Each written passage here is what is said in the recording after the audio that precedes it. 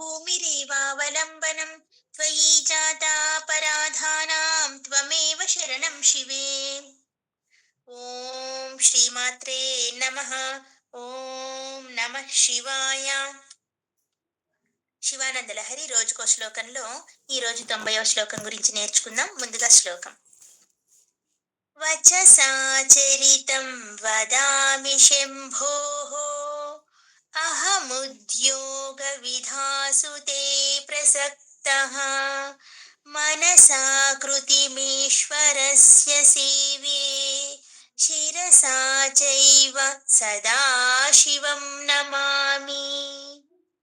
వచసాచరితం వదామి శంభోః అహముద్యోగ విధాసు తే ప్రసక్తః మనసా కృతిమీశ్వరస్య సేవే శిరసా చైవ సదా శివం నమామి.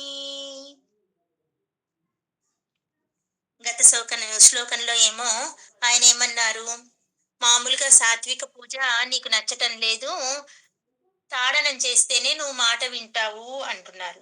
ఇక్కడ ఏం చెప్తున్నారు, నేనేం తెలివి తక్కువ వాడిని కాదులే, నీకు ఎలాంటి పూజ చేస్తే నచ్చుతుందో, ఎన్ని రకాల పూజలున్నాయో అని మనకు వివరిస్తూ ఉన్నారు. మరి ఆ అన్ని రకాల పూజలు ఏంటి, ఈయన ఎలా తెలివి తక్కువ వాడు కాకుండా తెలివి కల్లవాడయ్యాడో ఒక్కసారి చూద్దాం. ముందుగా మనం పదాల యొక్క అర్థం చూద్దాం. ఇక్కడ రెండో లైన్ లో చూడండి, అహం అని ఉంది. అహం అహం అంటే నేను. అహం ఉద్యోగ, అహం ప్లస్ ఉద్యోగ రెండు కలిపేస్తే అహం ఉద్యోగ.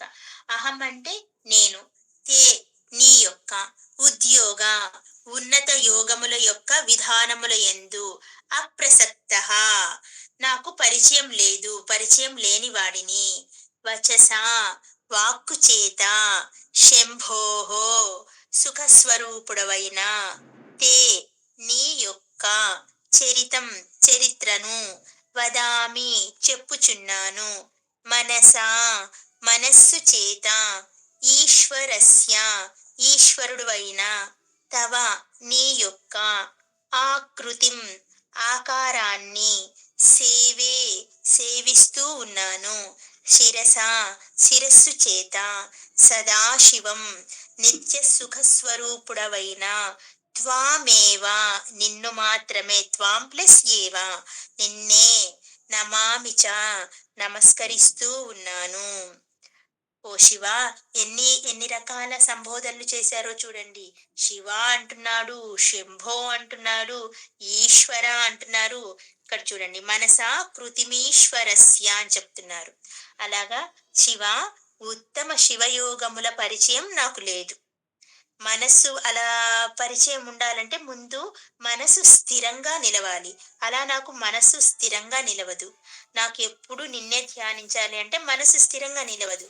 కనుక నేనేం చేస్తానో తెలుసా, వాక్కుతో మీ చరిత్రలు పలుకుతాను, మనస్సుతో మీ ఆకృతిని ధ్యానిస్తాను, శిరస్సుతో మీ పాద పద్మాలకి నమస్కారం చేస్తాను, నా శక్తి వంచన లేకుండా మిమ్మల్ని సేవించుకుంటాను అని చెప్తున్నారు. చక్కగా స్వామి నేనేమీ తెలివి తక్కువ వాడిని కాను అని మొదలుపెట్టి ఆయన చేసే పూజా విధానాలు ఏంటో మనకు చెప్తున్నారు. నిత్యం నేనాడే నేను సారీ నిత్యం నేనాడే మాటలన్నీ ఎవరెవరికి ఎలా వినిపిస్తున్నాయో కానీ నా మనసుకు తెలిసినంత వరకు అవన్నీ యథార్థానికి నీ చరిత్రలే. ఇది మాత్రం వాస్తవమైన విషయం అండి. ఆయన మాటలు మనకు అలాగే వినిపిస్తాయి. ఆయన నోరు తెరిస్తే శివుడి యొక్క స్మరణ, అమ్మవారి యొక్క వర్ణన, నారాయణుడి యొక్క స్తోత్రాలు, ఇవి మాత్రమే ఆదిశంకరాచార్యుల వారి జీవితం. ఆదిశంకరాచార్యుల వారి నోట వెంట వచ్చే మాటలన్నీ ఇవే. ఎవరెవరికి ఎలా వినిపిస్తున్నాయో అని ఆయనకి సందేహం అవసరం లేదు, మనకి కూడా అలాగే వినిపిస్తున్నాయి. ఆయన మనసుకు తెలిసినంత వరకు అంట అవన్నీ యథార్థానికి శివుడి యొక్క చరిత్రలే అంట. నిన్ను కీర్తించని ఏ మాటను నా పెదవి పలకనైనా పలకలేదయ్యా. ఎప్పుడూ పలకదంట. ఆయన్ని కీర్తన కోసమే ఆయన అతని పెదాలు మాట్లాడుతున్నాయంట. అలా అనునిత్యం నీ స్తోత్ర పాఠాలు చేస్తూనే ఉన్నాను. ఎన్ని స్తోత్రాలు చేశారండి ఆయన? 700 స్తోత్రాలు చేశారు. అవన్నీ చేస్తూనే ఉంటాను నేను. అనునిత్యం నీ స్తోత్ర పాఠాలు చేస్తూనే ఉంటాను. నా దైనందిన కార్యకలాపాలన్నిట నీ ప్రసక్తే ఉంటుంది. ఇది పరమ సత్యం.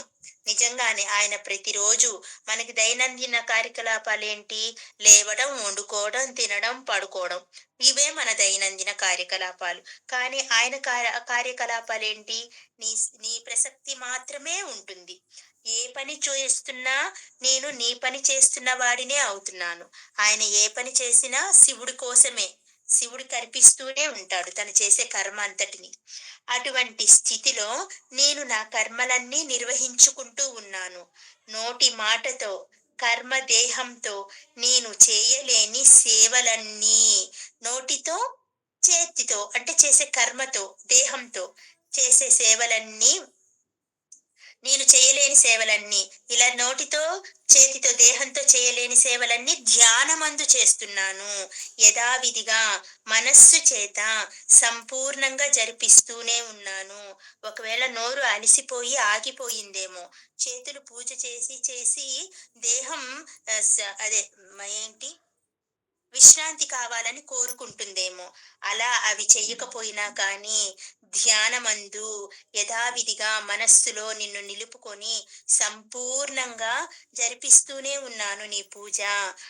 మనోవాక్కాయాల చేత చేస్తున్న ఈ కర్మలన్నింటికీ శుద్ధత్వాన్ని కల్పించుకోవడం కోసం ఆలయమందు నిన్ను దర్శించుకుంటూ ఉన్నాను.